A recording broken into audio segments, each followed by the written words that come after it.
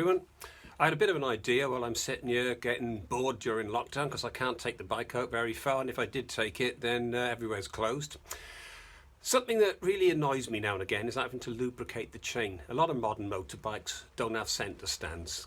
I've got an ABBA stand which is absolutely brilliant. It takes 5 minutes to put on, and when I lubricate the chain that's how I can spin the back wheel. However, that's still a pain having to put it on just to lube the chain, and if you're out on a trip anywhere, again, you're not going to have an ABBA stand with you. So I thought I would make myself a chain oiler. I was quite horrified at the price of Scott oilers and also the technology used to work some of the chain oilers that are out there on the market. I don't want more electronics on the bike. I'm also a little bit loath to put a vacuum pipe into the engine, which some of the Scott oilers use to operate the valve on the automatic chain lubricator.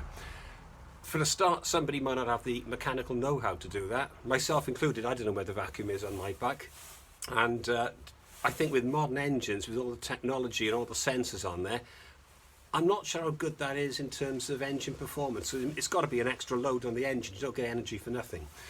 So what I've done, I've been having a look at a lot of YouTube videos, and I'll be perfectly honest, I've copied a lot of people and taken I think some of the best ideas to make a lubricator for my chain, which I'll take you through now.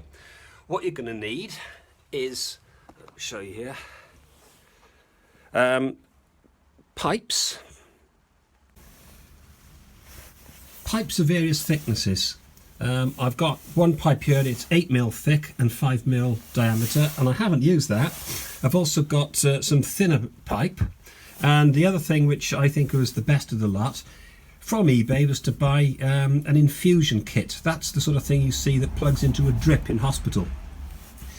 The pipe that comes with that, I would think the diameter is about 2mm, and what I'm planning to do is put the chain oil in a brake fluid reservoir, connect that to a chainsaw primer bulb, which I've got here, which is also a valve. So when you compress the rubber bubble, the idea of that, it will force the oil down one of these pipes to drip onto the chain.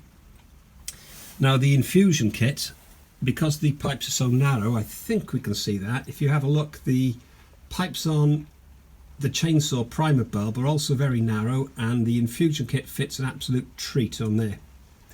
When it comes to joining pipes together, if you haven't got enough, I found a really good way of doing it is to take some plumber's solvent weld, this sort of stuff here, and it sort of stinks. Just smear a very thin coat on the smaller diameter pipe, squeeze it into the larger diameter pipe, and within minutes they fuse together. So it's a really easy and safe oil tight way of joining pipes.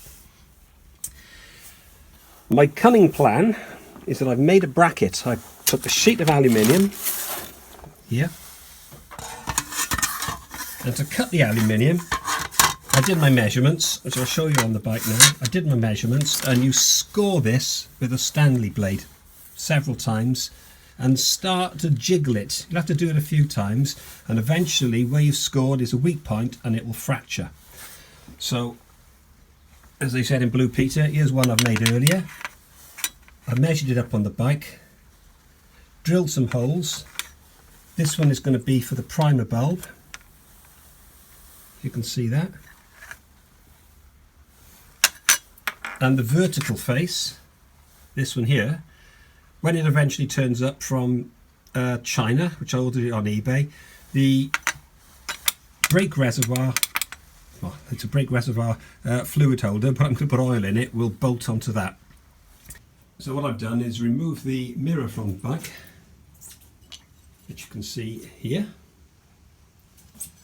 The idea then is that the bracket will fit over where the mirror goes. The mirror will screw back through the hole, and this is where the primer bulb will be located. Let me show you that. And the primer bulb will be in there, which will be able to be operated by my thumb of my left hand when it's on the bike. This is the pipe. That's the infusion pipe that I talked about earlier. I've routed that behind the side panels, cable tied it on, and you can just see it dropping down now behind the frame, behind the foot guard. It's then cable tied underneath the swinging arm. Let's light that properly. And you can see that the end of the pipe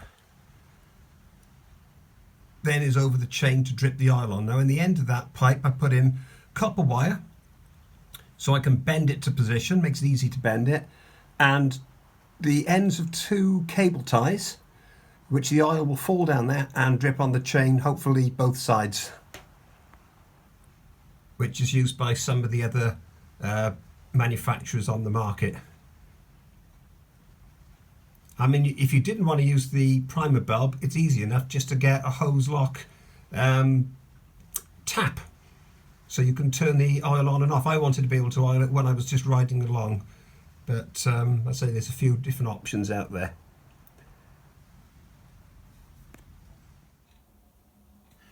I'm filming this the day after the start of this video. The rest of the kit turned up today. There you go. There's a little brake cylinder there which I filled up with Scott oil because I've got 2 litres of the stuff hanging around. I made the little bracket and I fitted nuts and bolts on to space it out. There's the primer bulb right here, and what I'm doing now is priming the pipe, so you'll see that fill up with oil to prime the system.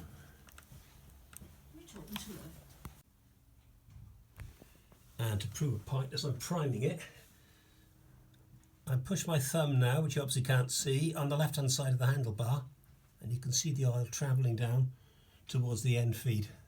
So it looks like it works. Well, that pretty much wraps that up.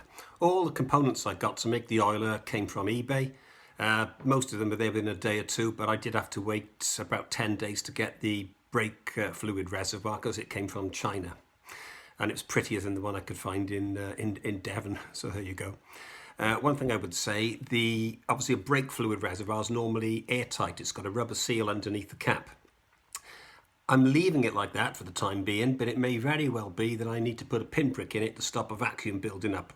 I'm going to see how it goes. At the moment, the oil only comes out when I push the primer bulb. But if it and if that works fine, I'll leave it. But if I get a problem with a vacuum or anything like that, say I need to put a little hole in the top of the brake fluid reservoir. Anyway, hope you enjoyed that video. If you did, please give me a big thumbs up and see you soon. Hope it was useful. Ta-da!